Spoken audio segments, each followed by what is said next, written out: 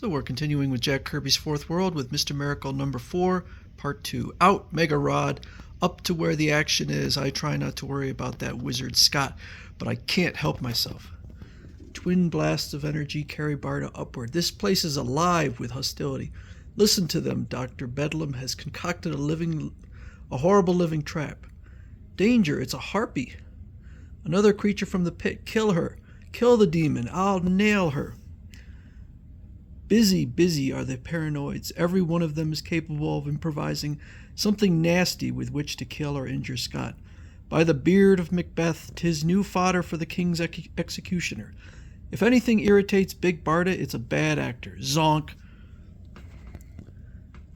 This is a test of bumbling hams, but this is a nest of bumbling hams, but Mega Rod registers that Scott's been here. Zock. Bap. The she-devil. The rack will take the fight out of her. Braggarts, I took the fight out of them first. Now what have they done to Scott? Oh no, Mega Rod indicates the strange instrument of death, but no, I'm not in there, Barda, but it did give me a bad moment. Scott, I don't know how you do it, but you're still alive. And that spooky costume, I wouldn't recognize you if I didn't hear you speak. The problem's no different for me. Look at you. I apologize, Barda. That uniform represents a power that shouldn't be lightly spoken of. So you're an officer now. Yes, this is a far cry from our days as pups of Granny Goodness. You should have gone with me when I escaped from her institution, Barda. Yes, perhaps I should have, but I stayed to become what I am. There's a lot of talk about Barda. There's lots of talk to talk about, Barda. That is, if I walk out of this place in one piece. Strange, the yelling and raving have died down in the corridors. But our little friends are all around us. I can sense them crouching in the shadows in every corner. What can it be? They sense something too, some impending, unexplainable danger. And this time their fears may be very real.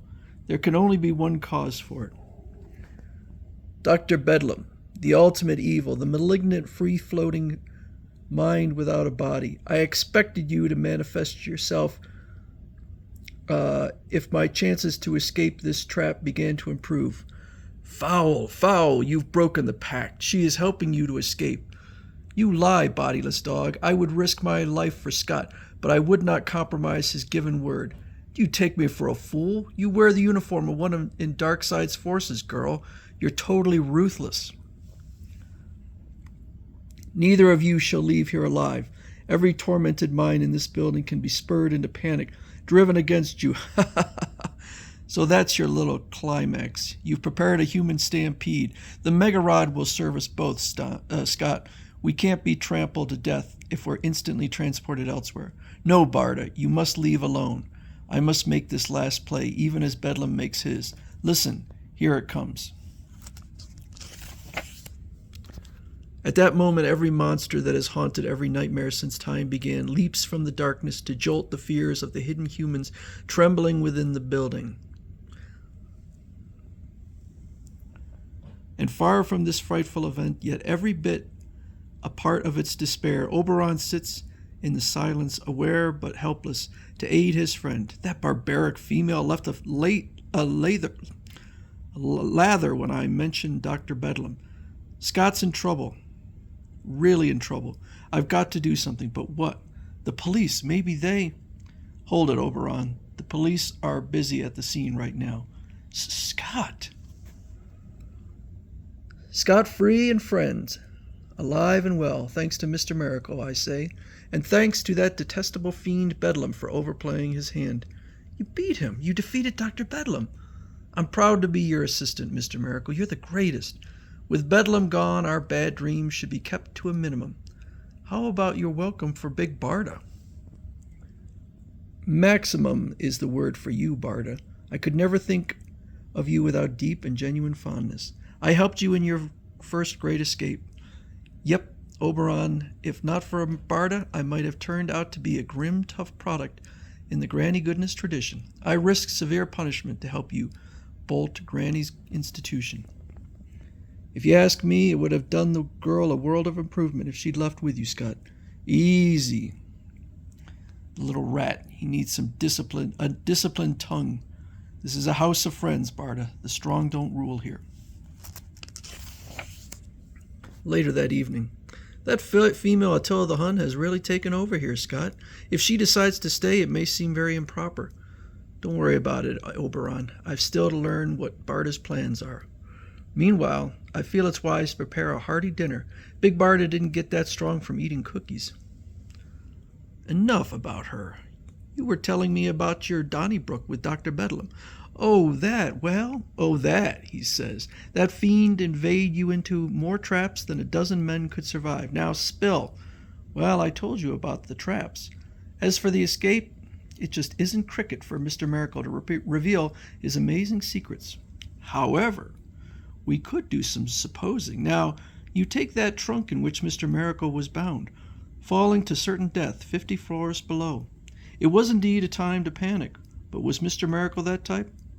Suppose he wasn't. Suppose he coolly inched his bound hands to his belt and opened one of the circular buttons.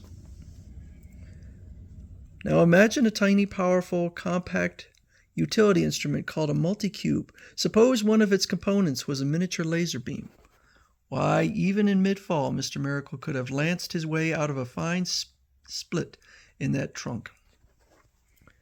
Suppose the multi-cube could also eject a long steel cable to embed itself where it could break our hero's fall, and reel him in so fast he would hardly be noticed. Amazing. One could hardly imagine such a thing, but I suppose it could happen. How about that Iron Maiden, that dame who reaches your heart with iron spikes? Okay. Well, what could have been a bad scene? That could have been a bad scene. What with being manhandled and shoved into that chilly metal sarcophagus? But that multi-cube could have been just the thing for that problem, too. Who'd have thought it? All Mr. Miracle had to do was put up token resistance. Well, an incredibly destructive corrosion spray made an instant shambles of the rear of that trap. Suppose that when those nasty spikes closed on their victim, he wasn't there. He merely stepped back and out. When Barda showed up, suppose he moved. Frankly, you might have called it the day of the multi-cube. I think Bedlam was already beaten before he unleashed his spookies. Mr. Miracle and Barda merely had to walk through those haunts and past all the obstacles with that multi-cube operation. It was doing its work, sending out a strong electrosonic signal which blanketed the brain of every paranoid in the building. They couldn't see or hear monsters in a state of coma. No stampede, no stomping. Bedlam loses and removes all force fields from the buildings, windows, and exits. And when the police show up, Barda and I pick a faster way out, the Mega Rod. Zip! You're here with a new problem. Her. Oh, Barda's all right. She's just a child, a powerful, deadly child playing soldier. What's for chow, boys? Smells good. In fact, it looks great. Let's eat. I'm hungry as a bear.